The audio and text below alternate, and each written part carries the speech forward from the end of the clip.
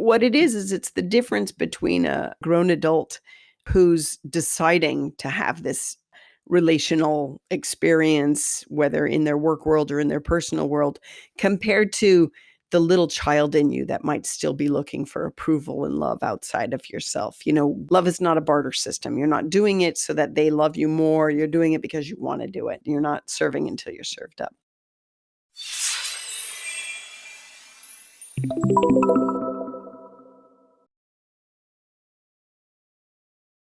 Hello, and welcome to the Constance Messmer podcast. Thank you so much for tuning in.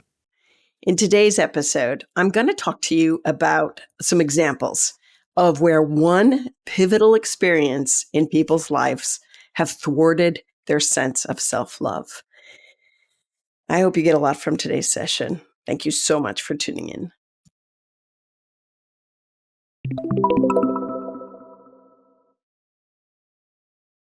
Recently, I talked to you about the energy of the thymus and self-love. I talked to you about what happens when there's early childhood experiences of a disconnect with the primary caregiver to the infant and child, and how that can thwart self-love and leave a child yearning for recognition and self-appreciation, basically, maybe throughout their life. But today I want to talk to you about people like me, actually. I had fine parents. I think I got a lot of self-love from them. I have an incredible sense of, love deep inside. And I think I did get that from my parents. I think I was very connected to that. But I did go through a pivotal moment, which kind of threw me for a loop. And it stayed with me for years. And I've also worked on clients where it was just one pivotal moment that threw them so far out of the loop that it took a while to get back to a sense of self, a sense of self-respect, a sense of self-love, a sense of self-acceptance. So it's these examples that I want to share with you today in the hopes that maybe if someone out there feels like me, they had great parents and things were fine, but they're still feeling like this disconnect and unsatisfaction with life or dissatisfaction with life, that maybe there's a pivotal moment in your history that might come to your awareness that you need to look at and kind of resolve. I do want to forewarn you that the third story that I'm going to share with you might be uncomfortable for some of my listeners. It was definitely an uncomfortable moment in my own practice as a healer, hands-on healer. But I always trust that whoever shows up at my door is someone that I can help, because I know I don't work alone. So the story has a hopeful outcome. But I just want to forewarn you that, sometimes in dealing with darkness, it's not always pretty. If I've shared my story with you before, bear with me. It's this specific angle that I want to relate to you, which is why I'm sharing it again. It has to do with the fact that I had a middle school teacher that taught poetry. And I'm laughing because I'm thinking, oh, some of you were like, yeah, you already told us this one. Anyway, I was just really so thrilled that I had decided this is what I want to do with my life. I want to be a poet. And I remember going up to her and declaring that out. I want to be a poet when I grow up. And, a little backstory on this particular teacher. She was a Ms., MS, and not a Mrs. And she, was really interested in young women making their own way. Let's put it that way. I mean, I see that in hindsight now. But in the moment, here I am expressing this desire and this, future potential of myself, sharing it with a teacher that teaches me poetry. And I'm in a school where we're taught to respect our elders. And so I, kind of to a fault. So I'm listening to her response. And her response was, you might want to do something else for work because poets don't make much money. What I heard is you won't be successful enough to support yourself and you're not good enough. That's what I heard. So I don't know. I think I was like somewhere like 6th, 7th, or 8th grade, probably 7th grade. 8, 9, 10, 11, 12. What am I, 12? My ego was so bruised. It just deflated me, right? And in the long run, it kept me from believing in myself as a writer and definitely as a poet. And I think I shared with you before that it took me, all through my high school, I never took poetry, and even in college. And it wasn't until my final semester in college that I was like, frig it, I'm going to take poetry. And I took poetry and I had a blast. I had a blast. My instructor gave me an A plus. Dude, it was Juan Felipe Herrera, poet laureate of the US. He went on to become poet laureate of the US. And so it was really interesting when I was sitting there, and one year, ages later, my dad was like, Con, you're an amazing writer. Why don't you try this writing contest? And I decided, all right, I'll try a short story because I love short stories. Get in and out, tell the story, have a hook, have it really cool. I think I'm pretty good at them anyway. But when I sat down to take on the challenge, what came out was a poem, and I couldn't help myself. It came out, free verse poem. So I went ahead and switched the entrance fee to poetry, and I'll be darned, I got first place. So it was this awareness of like, oh my gosh, this is really something that you're good at. And all those years I had been like, oh, I'm not good at this. I'm not capable. It really did a number on my sense of self and self-love in who I was. And it was really interesting because as I really brought it to my journal time with God and my inner searchings, I was drawn to go up to the attic, and I was like, "Why am I supposed to go up there? Just go, just go." Felt like my guardian angel saying, "Go, I've got a surprise for you." And I go up and I see these boxes from my youth, and spirit's really leading me to this one particular box, and I feel the energy behind the excitement of spirit. And I open up the box, and there buried in there are 3 journals of poetry that I created, not just from, grade school, but my college final poetry book. And it was a really honoring of my soul that this is who I've been. It's been a part of me my whole life. And so I grieved in that moment. I grieved. I was pissed at the teacher for ever saying that because, she didn't know what she was saying or how I would take it. She was just doing the best she could in the moment she could do it. But it really, I wish I would have taken poetry every year in college and kind of explored that a little more. So it was really devastating on my soul. And I share this with you because, it was one experience that just tossed my sense of self-love and part of who I am and what I love to do out the window. And so it wasn't until years later that I was like, I heard this specific teacher was retiring. And so I decided to send her a letter. I sent her a letter with a few of my favorite poems that I had written and a copy of the A plus from my professor who said, Juan Felipe Herrera, who said, "You're a fine poet." And also my first place prize photo image of the award for the poetry contest. And I said, "I understand that you were trying to protect me because you're a women's libber and a feminist, and those are all great qualities. I'm totally with her there. But I wished that you would have said, you know, different words. But regardless, I finally found my voice again." And so it was helpful for me to close that chapter. I never heard back from her. I also reached out to Juan Felipe Herrera, and I was like, "Thank you so much for believing in me and my poetry." And it was good to reconnect with him because he's such a cool teacher. We were at the University of Iowa when he taught, and he's an amazing poet, amazing poet. So I just had to do these bits of recovering my soul, right? I had to write the teacher, the poetry teacher.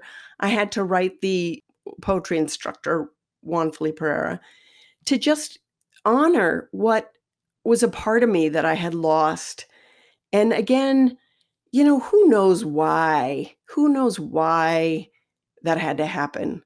And who knows why my reaction to her words were these self-defeating feelings? I have no idea, right? Maybe because I grew up in a situation where my religion really taught about being submissive and modest and humble, and those aren't the best things for me. Not at all. I like toot your horn, people. Toot your horn. Know your strengths and know your power and honor your gifts and talents. But poetry is one of mine. Writing is one of mine. I'm an amazing writer. It's in my freaking astrological chart. I think I told you that. Finger of God is on it. And so when we diminish that part of ourselves that are gifts and talents, we're stuffing our self-love in a box. And I really hope you look at what brings you joy and what kind of, nourishes your own self-love. Poetry is one of mine. So, do you want to know a kicker about that story? Money has never been an issue in my life. So there she was, imposing her shadow energy and her concerns and fears about reality and life, really, onto me, a little 6th, 7th, or 8th grader, whatever I was. And it never settled into my reality because I have always been well cared for financially. To me, money's energy. It comes and it goes when I need it. And I have never been in a place of lack. And so I could have gone on to do poetry just for the sheer joy of it without concern of having to make money off it. So that's always a bummer too, right? When somebody else imposes and puts their concerns so heavily on us, especially when we're young, that we kind of wonder, oh my God, are they right? As opposed to, what is our truth?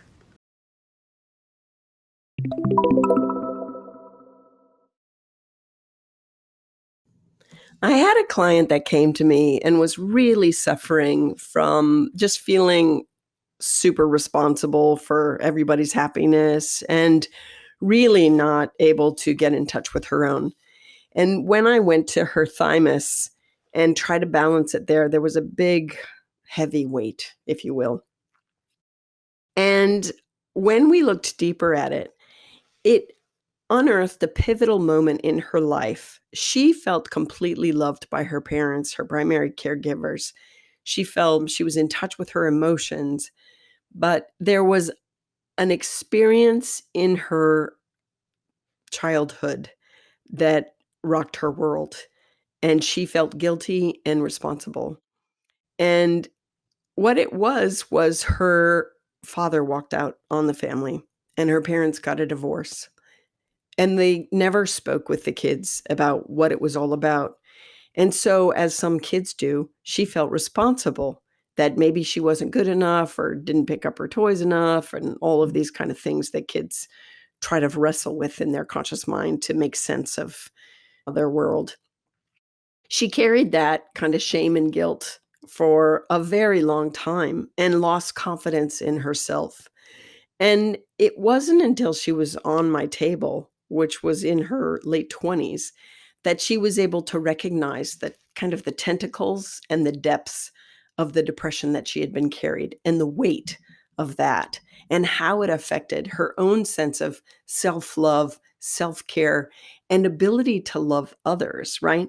It was interesting because she would end up choosing mates or boyfriends that she always wanted to try to fix, always wanted to try to help them, always wanted to try to heal them. And it was more really the mirror of, she was trying to please them and do for them. And it was because it was, again, she didn't want them to leave her like her father had left the family. And so I just thought that was interesting. When she left my table, I told her, it just felt so strong that I said, how about you explore these different things and then come back in a week and we'll see how the energy is holding. Because when I do energy work and that stuff comes up, we look at it, it's removed, and fullness of light and balance can come back into our whole auric field and all our chakras. And I just wanted to make sure that she was maintaining that balance. When she came back the following week, her energy field there at the thymus was strong, but it wasn't as strong as I thought it would be. It wasn't as strong as when she left. And she was very, emotional, crying and, just telling me how she left and felt really good and felt really strong. But then the whole week, she kind of lost touch with herself and her needs and, just was going back into her old habits again and her old habits again. So then we kind of worked with spirit to set up a plan of action for her, which I'm going to share with you later on in this episode. But sometimes, again, like I said, the energy becomes clear and healed, but we can, life happens, right? And so things can throw us off our game again. It can throw us out of our happy place. And so sometimes maintaining that balance takes effort.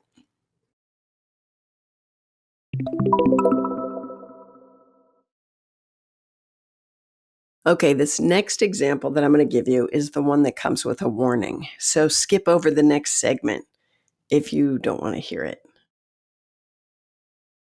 A man came to me and wanted a Reiki energy balancing with a psychic reading.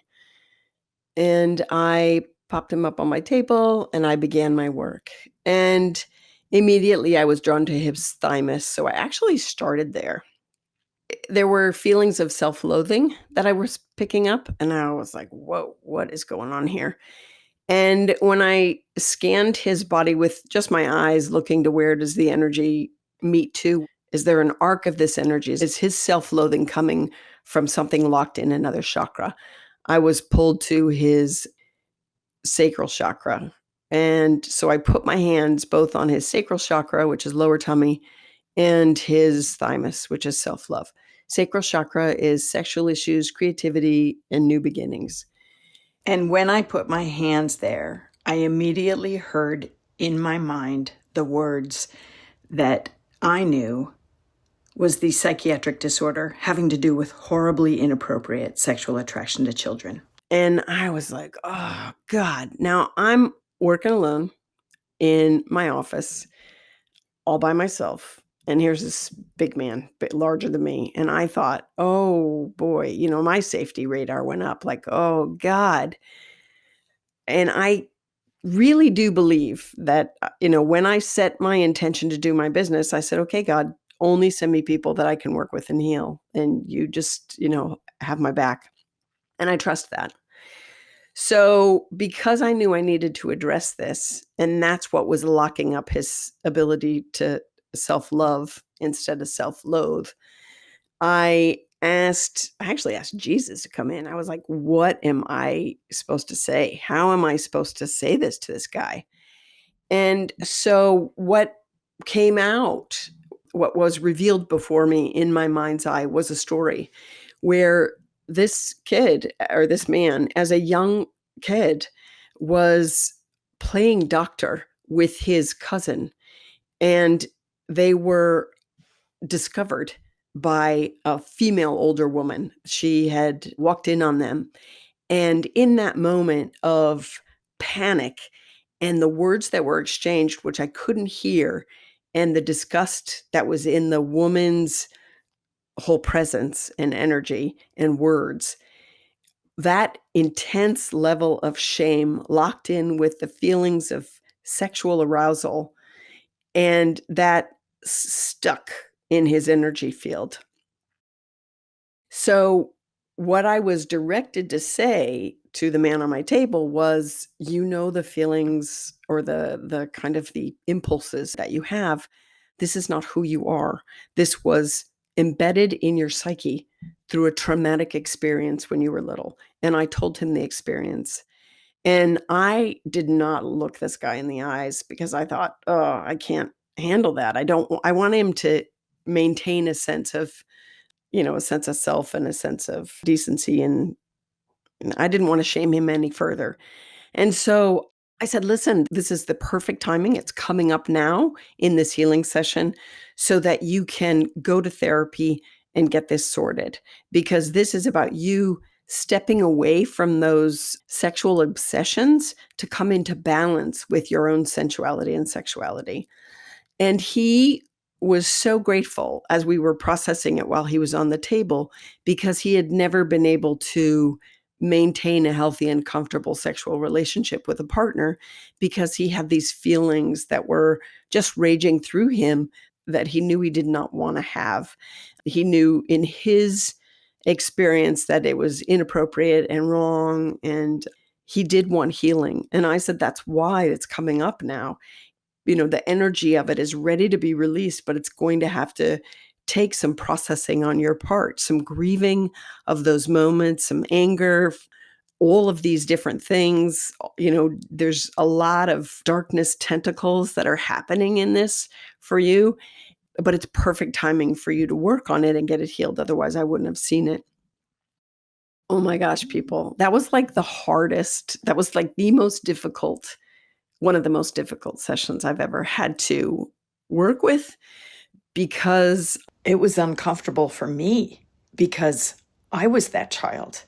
That happened to me, right? Those scary things happened to me. So everything flared for me in that moment. I was like, whoa, wow, wow, wow, this is huge. But what happened in that moment, and I'll never forget it, was I showed no judgment on him, and it really was linked to this weird moment of all sorts of, psychological, mental, emotional, spiritual, physical sensations that were happening when that woman opened the door and said whatever she said and whatever was going on. I don't know what their, religious upbringing was, what their otherwise home life experience was. It didn't get into any of that. It was really just, this was the moment, unlock that moment, and you will come to self-love instead of self-loathing.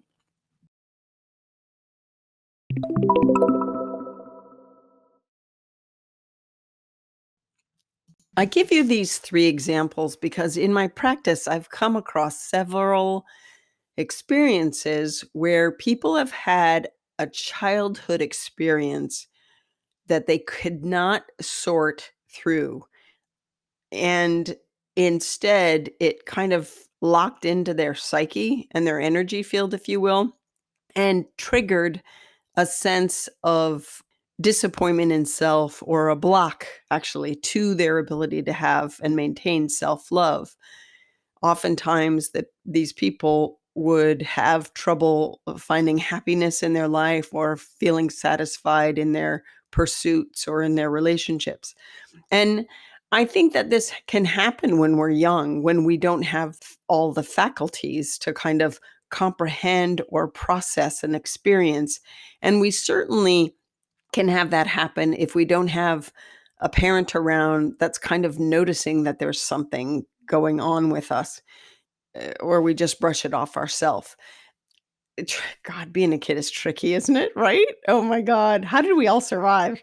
But the cool thing is, I think that now is perfect opportunity to look back.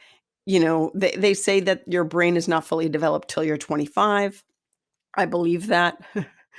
Having experienced all those ages myself and also with other people, either in my practice or with my own kids, there's something about being able to process these things later on in life, or even approach these things with the care of a trusted professional if need be, or with your own journal, or with your own open heart and promise to be honest with yourself and your feelings, and allowing yourself the compassion and commitment to go through all the entourage of feelings that occur. One kind of, sometimes to me, it's like a parade of feelings going through one after the other till I get to the very end. And then I'm just like, wow, okay, that was a huge processing experience, but at least I can look at it now and see things clearer, differently.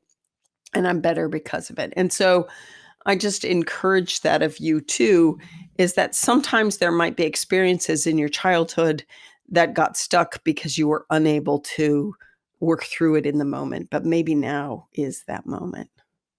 Listen, ideally, any upset or squabble or anything that hits your heart in a difficult way throughout your childhood, it would be ideal if it could be resolved in that moment, in that time, with conscious awareness from yourself or some caring individual that can step in and talk you through it. But that's not reality. What usually happens is, as kids, we process it with our own mind in our own way.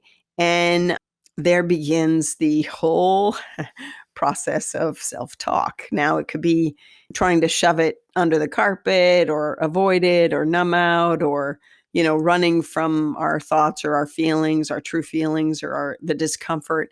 And it can also be just, negative self-talk, which we'll get into a little more in another episode. But I do want to touch on that today. So ideally, it could be resolved in the moment, but it's not always the case. This is what we know, right? There are often misunderstandings in life, even with and to ourself, sadly. Wow, and golly, in an ideal world, people wouldn't be mean or harsh to each other, and they'd know exactly what to say in kind, compassionate ways. And we would all learn that from the beginning, but that's not the case either.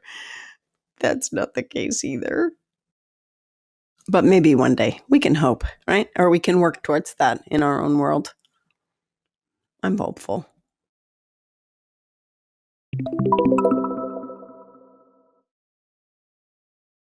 So in my work, sometimes when the thymus and the area of self-love is really off, that's when I might see addictions or obsessions or perfectionism or kind of these areas where things are really heightened as we're trying to kind of work to either numb out or fix. And really, I'd want to just dive in and go, what are you avoiding or what are you trying to fix? What's so broken? I think all of those things like addictions and obsessions are just ways where we try to avoid confrontation with our own pain. So, self-respect and self-love go hand in hand. You probably know this and realize this. And what is the message that I continually get from Spirit as a way to help people along on their journey? It is to respect your feelings as the path of your soul, the steps forward in and throughout your life. Good, bad, or indifferent, respect each and every one of your feelings to help discern what it is your truth is in the moment. So to free ourselves of the destructive patterns within us that might be there from experiences that were uncomfortable in the past, that we beat ourselves up over, or we didn't, heal from, or whatever, things that have us feeling lost or thoughts that have us disconnected from ourself. The way we free ourselves from these destructive patterns that we repeat, is to come to intellectual awareness and emotional processing of any of the deeper pains that we have buried from previous times in our life. If you can start there, kind of unearth the pile of, I hate to use these words, but I'm going to use it.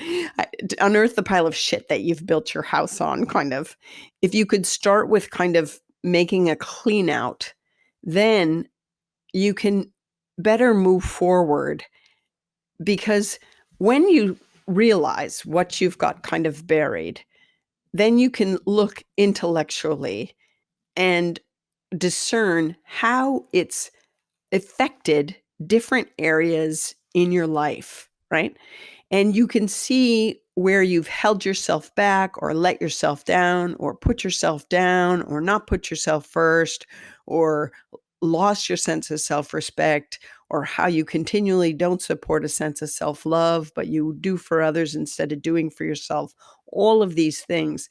So when you first kind of unearth any of the kind of troubles and tribulations of the past that are kind of locked in, you can then begin to heal and move on from them by noticing, oh, these are my previous habits, or these are my previous patterns based on that pain.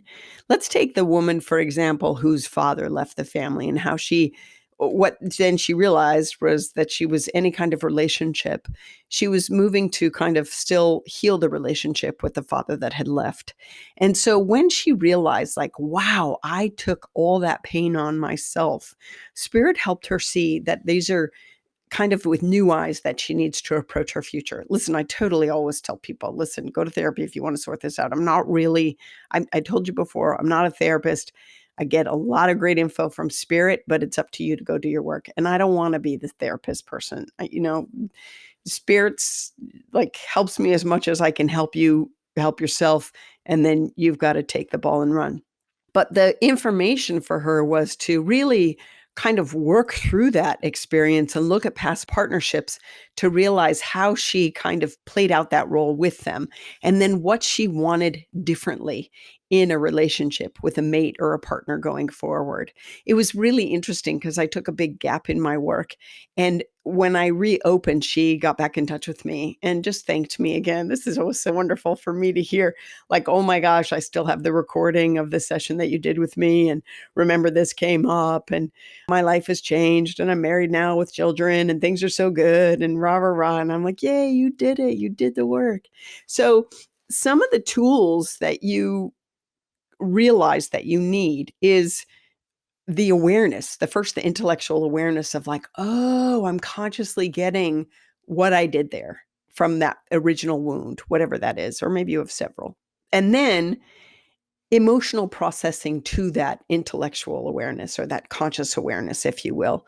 How do I feel? What did I feel in the moment? She felt betrayed by her dad. She felt also betrayed by her parents, this particular woman, because they didn't approach the kids to say, this is what's going on. The parents didn't want to hurt the kids further, but the explanation was too brief.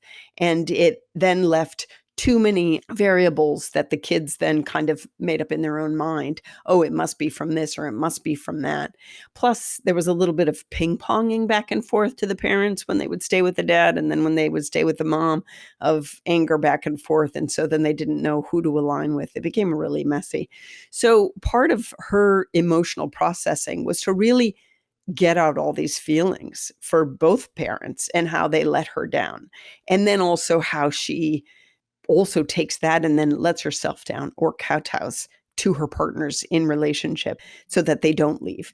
She kind of loses herself in it all and becomes the chameleon. Whatever they need, she'll become. And once she processed that and realized that, she was able to really move away from that.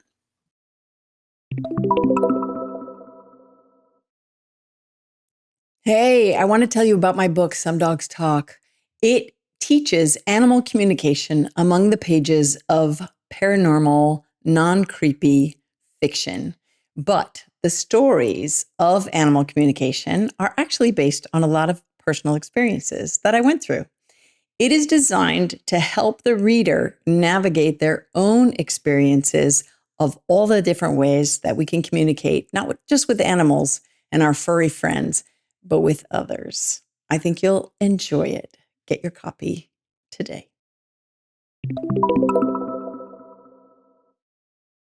Okay, so this is just one example. But what happens is all of a sudden you might start to realize you need new tools in the moments when you're being triggered by feelings that linked to the past experience. So this is where a lot of people, they recognize this whole mindfulness approach or conscious awareness of like the witness self going, oh, like talking this inside your own head. Oh, check me out. I'm meeting a new person and I'm doing that thing I do. Okay, I'm going to reel it back and not do that. How do I want to approach this differently or whatever? With time, you all of a sudden course correct, right? You don't get caught up in those old patterns of behavior. And what happens is you don't react, but you respond to each situation that might trigger that ancient behavior. You respond accordingly. You all of a sudden make conscious choices in the moment because you can see yourself clearer, right? You're not that scared little kid anymore that needs someone else to define you, or that you need someone else to save you, or that you need someone else to constantly be there for you. You're choosing maybe a partner to be there for you, or you're choosing how you want to be in a relationship. You're not slipping into default mode. Because once you begin to see more clearly the dynamic of your interactions, you're able to step back into your own witness self and see any triggers or manipulations, whether it's from the other person or you, any dynamics that are playing out before you. You'll be able to see that, and you might choose not to play along. This will free yourself from the cycle of your past, and it will allow you to move more freely into your future. I, for one, have this with a friend of mine. Fascinating, right? The greater awareness I brought to myself in coming into my boundaries and my creating limits with my time and energy, talents and treasure, I realized I have kind of maintained some friendships where I'm like, whoa, I need to switch the dynamic of this because I've played myself smaller than. And I don't know if it's a past life thing or if it was just a lack of confidence in myself of like, oh, you're the wise soul. Let me go to you for some advice. And, they were always great for listening or whatever, given their wisdom and everything. But after a while, I realized how much I gave up my voice and vote and how I put them on too much of a pedestal. It kind of reminded me when I was little and I was like, I had my parents on a pedestal. And then one day I was like, oh, I'm taking you off the pedestal, Mom. I love you, but now I see that you're human too. And it was like the best thing for the relationship because we got close and everything, closer still. I'm close to my mom. But I'm realizing in the dynamic of my friendships now too, like when I process kind of my own stuff, I'm able to look at my circle differently and choose differently. I always think it's perfect time, kind of spring cleaning or fall clean out or what. I think every season is perfect time to kind of reevaluate. What do I need? What do I don't need? What's serving me? What's not serving me? And sometimes you have some friends that are or family members or people that are in your life that it's really kind of holding you in this old holding pattern that you're trying to grow and you're realizing, whoa, this is not allowing me to be my true and full self that I can love, value, and appreciate.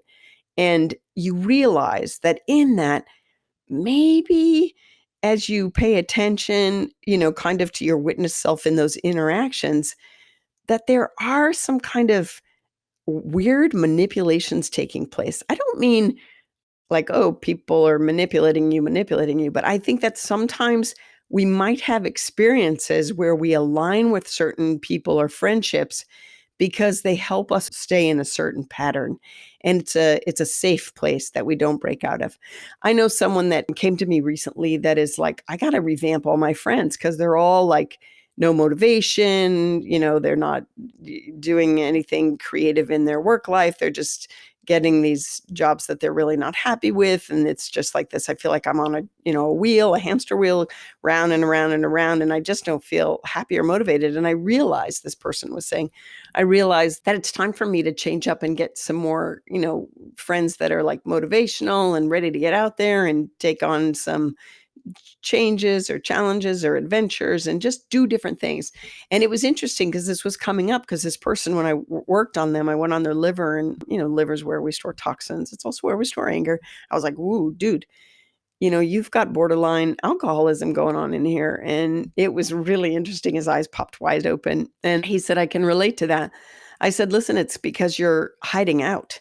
And he was like, yes, I do hide out in my friendships, And so, it just, I'm going to say these words. It's going to sound so judgmental. But what came up in the session, it was like, oh, loser friendships going nowhere, but just going out drinking and not having anything outside of that. And so it was really a wake-up call because the liver was suffering on an energetic level. Listen, I don't know what's going to happen on down the line. It was just a one-time read and that's all he came for. But it was the awareness of like, he needed to change his circles of friends because it was affecting his energy.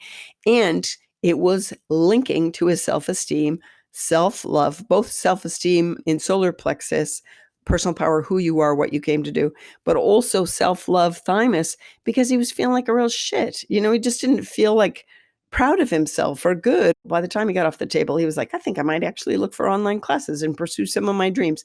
Like it was all this like massive awakening of like, what are the dreams that I let die? What did I give up on and hit out with this circle of friends that were, it was a safe place to hide out. So I think sometimes in life too, when we look at our past behaviors or experiences that affect our sense of self-love, we also might need to look at not only what patterns in my speaking or engaging in my life and my world need to change, but you might also look at what other areas in your life needs to change to support this new you. Is it new friends? Is it new way of speaking? Is it new routines, new habits, things that make you feel good about yourself and build up your sense of self-love? What is it? And the more you're willing to see clearly this kind of part of your life, the faster you'll start to see it. And the opportunity for change will come racing towards you. So pay attention and be on alert so that you don't miss these opportunities. You might need to rebalance or rework or redefine relationships as you see fit. So as you honor yourself in this way, you'll come to a point where you kind of maintain a greater sense of self so that when you interact, you won't lose yourself anymore. This is really important, especially for people that are empaths or caretakers, or people pleasers. Definitely consciously choose to help. I'm a helper, healer, so that's part of my nature. But if it goes overboard and I'm a people pleaser, then I've lost myself. So you know the difference. But what it is it's the difference between a kind of I'm going to say it this way, a grown adult who's deciding to have this relational experience, whether in their work world or in their personal world, compared to the little child in you that might still be looking for approval and love outside of yourself. Love is not a barter system. You're not doing it so that they love you more. You're doing it because you want to do it and because you have time to do it or you have the energy to do it. You're not serving until you're served up.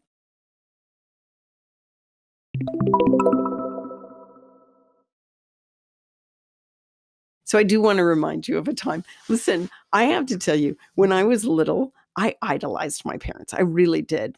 But I do remember the day my father told me something and I believed him because I was raised to, honor your elders and your parents and respect them. And in that, I thought the dynamic is they would never leave you astray. They loved me and everything was going to be fine. They'd always be there for me, take care of me and everything. But I remember my dad told me something that was a little outlandish. I was surely in grade school and I believed him. And I think we were with friends, like other adults in the neighborhood. And my dad laughed. And then he said to me, "Don't be so gullible." And I was like, "What?" It was a hard lesson. I was totally shattered because he explained how he was just joking and pulling my leg. But I was just so shattered because it hurt me to think that he would lie because I didn't know about pulling people's legs. I was more serious than that, believe it or not. I've since changed, but I still can be pretty serious. But it was interesting because I realized that I do need to take everything people say with a grain of salt. But you would have thought I would have carried that forward in all of my friendships. But sometimes I still get a little caught up in others people's perspective as the truth. When I have to remember it's actually their perspective. A few friends come to mind, but one in particular. And it's a huge lesson for me to stand my ground. I really care about this person, so I don't want to let the friendship grow, but grow. That was a Freudian slip. I care about this person. Wow. Wow. But I don't want to let the friendship grow. Okay. I guess I do want to let the friendship grow. More and more, I'm going to call this person on their shit because oftentimes they're a little bit righteous and in my face. And what they tend to do is talk over me when I call them on things where I'm like, no, that's your perspective. They don't really listen, even though they say they totally are a listener. So it's fascinating. Isn't that funny? That really came up. Yeah, I think the friendship is changing. The dynamic is really changing because my eyes are opening and I don't want, be your own guru, people. Be your own guru. And I just much like my parents, I've held this friend on a pedestal for a little too long. I think I'm into knocking everybody off their pedestals. How's that? I think that's probably good. And I have to sit there and go, well, why did I always give my power away? Why did I always think, I needed to trust people enough that they'd have my back. And I do still trust people to have my back and everything and give sound advice and everything. But I just don't know how much I really want other people's advice. And here's me going, take my advice. Listen with Constance Messmer. But I'm saying take spirit's advice. And I often, listen, I still read, right? So I still get the perspective of what do other people have to say and let me see how it resonates with me. So I want you to do the same. If this has struck a chord with you and you see yourself in that way where you maybe kind of put your faith and trust in others more than you do yourself, it's time to kind of weigh in on yourself and realize, like, wait a minute, what do I want to do in this situation? What do I really feel in this situation? Because I think sometimes we avoid going inside ourselves and we look for outside affirmation, or we might talk things out, maybe because we need to hear ourselves talk things out, but we look for other people's advice because we don't want to actually face our true feelings. So I think that's where this part of the segment is going, because I am like, Spirit, where are we going with this? And Spirit's like, keep going. You're going to get to it. You're going to get to it. And so the bottom of it is, who do you love? Love yourself. Love yourself. Love yourself. Now that I'm realizing boundaries better and my own sense of maintaining my own self-love and confidence in my feelings and trusting myself to know what's right for me, what happens is you start to really see other people clearer. So not only do you see and hear yourself clearer, you see other people clearer. And what I found is that I can see the sufferings in the other people's words or perspectives.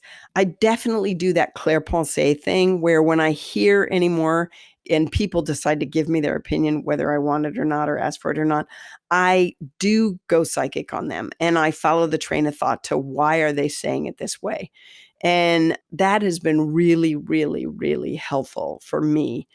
I wonder if it's helpful for you. But I think that it's a fantastic way to go, oh, do they have an agenda in what they're saying? Is there a reason for them saying it that way? Or, some people just like to talk and give their opinion. So there's that too.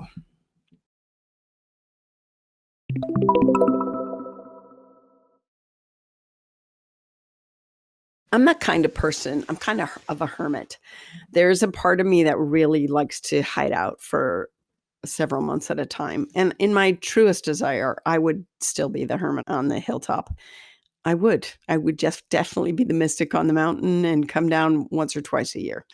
And that's it. And so what I need for me, and maybe you need for you, is refreshing soul time. And Spirit also reminds me this when I'm working on the thymus. With refreshing soul time, it gives you those moments or those pauses so that you can really feel your feelings. Not only just as a day-to-day meditation time to be in touch, because that certainly will help. Remember how I told you Vipassana, if you do it regularly, you can start noticing the subtle sensations that hit your body when you're in conversation or communication or connection with others, and you become very aware really quickly about the energy exchange. That's what I'm talking about now. But it's also the awareness of, if you're trying to make this week a spiritual practice of feeling your feelings so that you can get a greater sense of self-love, so that you can really tap into your soul's purpose or your journey or your happy factor or what is keeping you from being happy. You need to feel your feelings consciously, and you need to clarify your feelings' true cause. Like, if you've got this underlying, sometimes people come to me with an underlying unhappiness, a general malaise across the board. And I have to go in and find the true cause, the original cause. But it could be, I cannot tell you how many times, and it's often housewives, no offense, guys, but sometimes it's men too, where they've given themselves completely over to working / motherhood / wife / volunteer time, and they are completely spent. No wonder they've lost sense of and track of themselves, because they're not feeling their feelings. They're aggravated because they're constantly doing and not being. And so Spirit reminds me that the nice soul regeneration time is in either a daily practice of meditation, but also moment to moment awareness when something is triggering you to stop and feel your feelings. You know, when you're ready to hit like that panic button, close your eyes if it's appropriate. Stop, close your eyes, put your hands on your heart and saying, what's coming up for me? And, and maybe it's not tied to the past, and maybe it is tied to a past pattern, but maybe it's just tied to something that happened this morning, or maybe it's tied to something that you're going through right now. And the more you do this, like Vipassana, the sooner you'll be able to marry the two together, where you're having a feeling in the moment that the feeling is surfacing. And it's not tied to an early morning experience or a earlier life experience, because you've looked at that and you've cleaned that and you're trying to be moment to moment aware of your feelings. When you feel your feelings and you are honest with yourself and you're honest with it, you have to realize this is the best course of action. Honesty is the best policy, because you know that whenever you suppress an impulse, an honest impulse to a feeling that you're having in any given situation, or if you ever suppress an unwanted emotion because it's uncomfortable for you, in each of those moments, you lose sight of yourself and you will suffer the consequences. We all need to express ourselves freely, to show the world and ourselves who we are by our feelings, our behavior, the work we put out into the planet. Every expression is important for us to kind of validate our experience on the planet. But when we deny those feelings or those impulses or those expressions, then we are hiding and chipping away at our soul self. If you respond with lies and illusions or denial, and you don't deal with your feelings, you are moving into misunderstanding of yourself.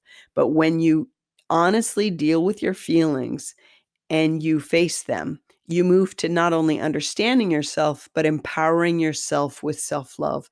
You're moving into confidence with your kind of your emotional trajectory, or you're honoring your feelings, right?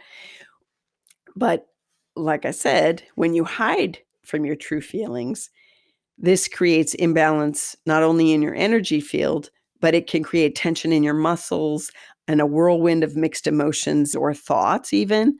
And it's really like anywhere from anger to loss of self-knowing, all of these things, right? But this is like the ultimate self-betrayal. This is what you have to realize. It's the ultimate self-betrayal. And so to free your body, mind, and spirit, you really have to feel your feelings. When people get on my table and they're really exhausted and kind of forlorn or sick of life, and especially when those people come and they're on the cusp of cancer, I'm like, oh, bummer. I really encourage them to look at what they've been denying. I had to do that with myself. And when I went through breast cancer, I was like, oh shit, what's coming up for me? What's this about? Does it have to do with that? Is there an emotional piece? Is it just, was it just haywire of my immune system because I was dealing with mold, heavy metals, tick-borne illness, and all that? That's what the doctors were feeling. I also had to, just really kind of rejig some personal things, but a lot of it was the chemical or the physiological imbalance of my body trying to, apparently everybody is exposed to cancer cells or whatever. Just some of them stick, some they don't normally. I don't know. I don't understand that. But for me, it was because my immune system was so low. And I had to look at all of that. So I digress. So when people come to me and their tank is empty because they've lost sense of themselves and they've lost track of themselves, it's usually because they're not facing and honest with their feelings.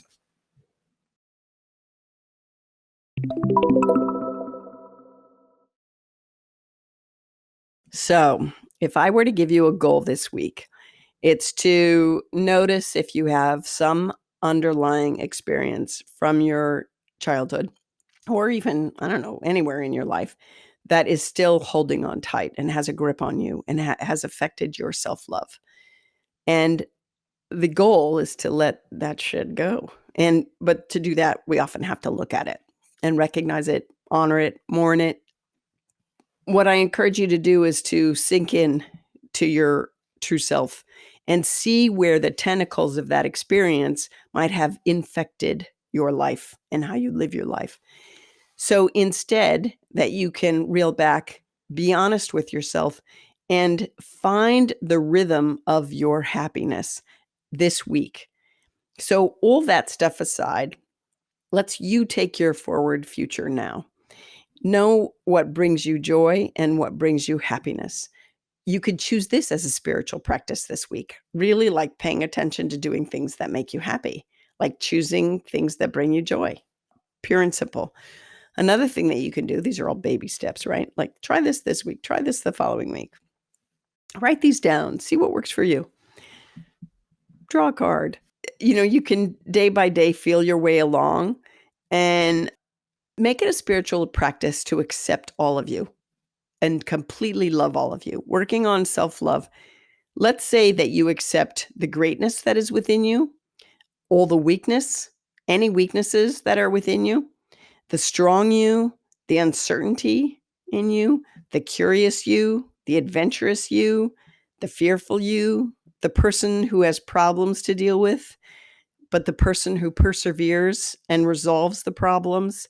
Realize that every life has the ups and downs, right? This is how it is until we get to that mystical bliss state of like all that stuff just falls away because we're hanging in the light of higher conscious living and nothing bothers you. Nothing bothers you. But until that point, love yourself every step of the way. The good, the bad, the ugly parts of you. Embrace them all and accept yourself as you are, so that then maybe you can befriend yourself and choose what it is that you want to change or where you want to head and what steps you want to take to head in that direction. Pay attention then to revelatory dreams while you're making this intention, because when we set the intention, our deeper spirit provides answers and awarenesses and directions.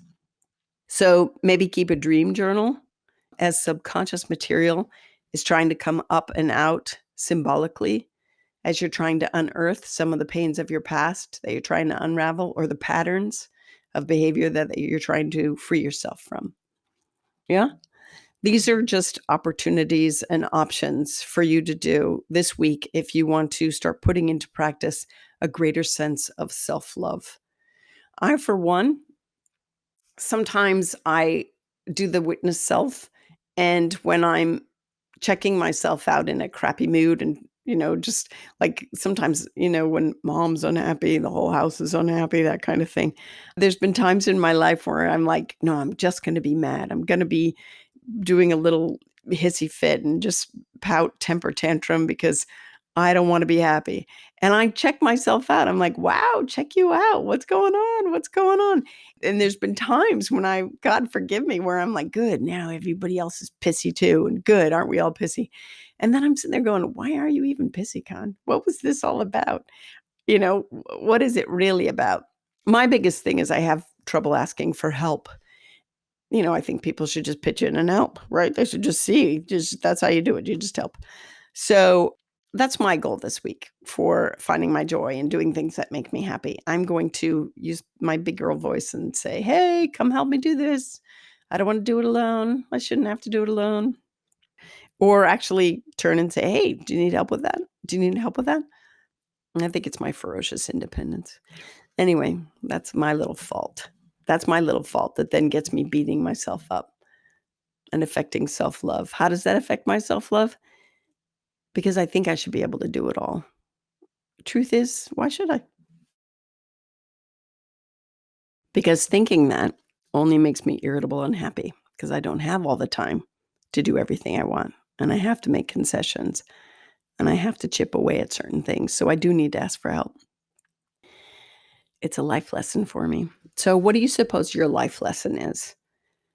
Because I think in the long run, I'll feel better about myself because I won't be so pissy. And I'll feel happy because I've gotten the help and I've accomplished whatever goal, whether it's helping with dinner or any of those kind of things. It's about asking for help. So, where could you kind of focus in on in regards to a greater sense of self-love because you have a weakness that you're not willing to look at, you know? It's usually that. I mean, when I put my hands on people's thymus, it's right near the throat chakra. Speaking your truth, communication, trust issues. And so it really is linked to your truth and speaking your truth and being honest with yourself and greater comprehension and communication.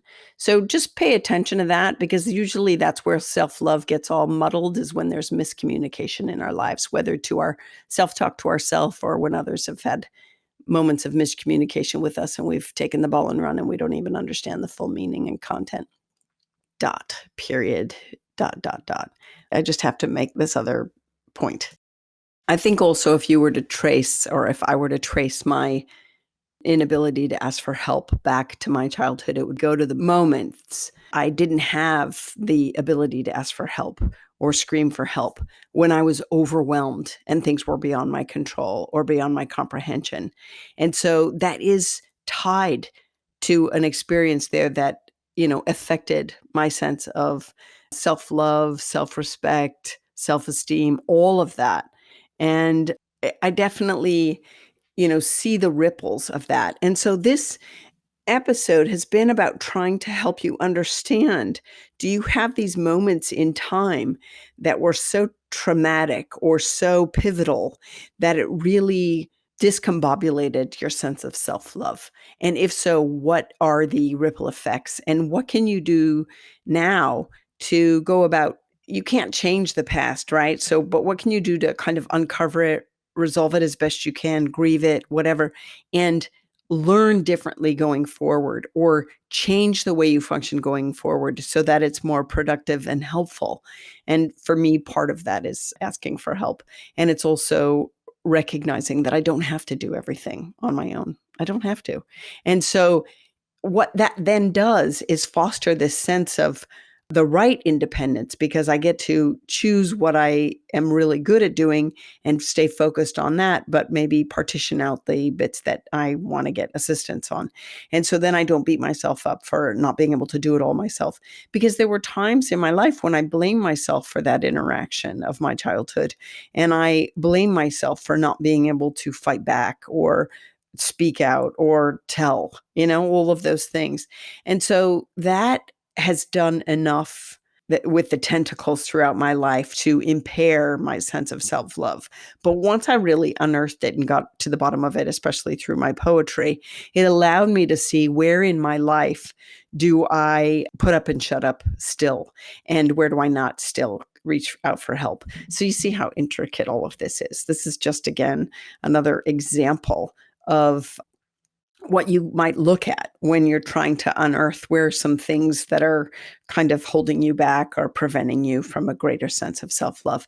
Because in that, that's what's keeping you from your happiness, really. That's what's keeping you from your true self. That's what's keeping you from knowing yourself, accepting yourself, loving yourself, feeling content, feeling understood, feeling like self-respect as you have exchanges in your world and you bring yourself forward and you allow yourself to feel your feelings and respond accordingly to those feelings. It's fabulous, really, when you start doing that. I'm still a work in progress, but, aren't we all?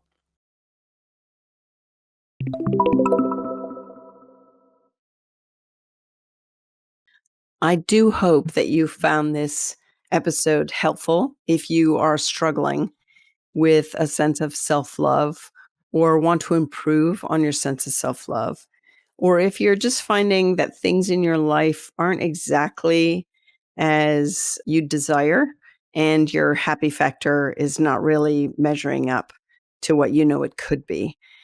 I hope that maybe looking deeper at some pivotal moments in your life that may have gotten kind of stuck in your psyche or your energy field or your kind of got you stuck in a loop of patterns that have been unproductive. Perhaps now you can see through those and start to honor yourself so that you might discover your trajectory of happiness and soul satisfaction and really honoring your feelings and having a greater sense of self-respect in doing so, and a greater sense of self-love. Hey, Constance Messmer here. I just want to do a shout out of big thanks to all the members. I am so grateful. And all the people dropping in and giving little donations here and there and super thanks and all that stuff. I really appreciate you. You members and you people contributing and subscribers are what helped me bring this content to everyone, really. They both contribute to the cost of production, and I am definitely grateful for that. This stuff is not cheap to put out. Oh my God. Oh my God. So every little bit helps, and I am filled with gratitude that you're stepping up. I am not necessarily a joiner, not usually, but there are environmental issues in other organizations that I do belong to and I contribute to because I like to see them persevere. And I'm hoping you feel the same about this work. I hope you put it into practice in your life. That's another way that you could spread this work and help change our world, which is what I think it ultimately does.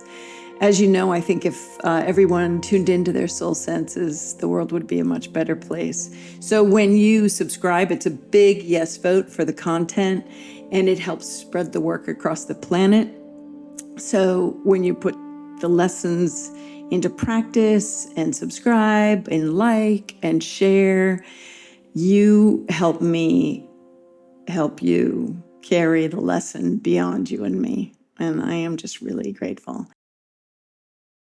Legally speaking, this podcast is presented solely for educational, spiritual, and entertainment purposes. It is not intended as a substitute for medical diagnosis, treatment, or the advice of a physician, psychotherapist, or other qualified professional. You should not use this information to diagnose or treat a health problem or condition. Always check with your doctor. Thank you.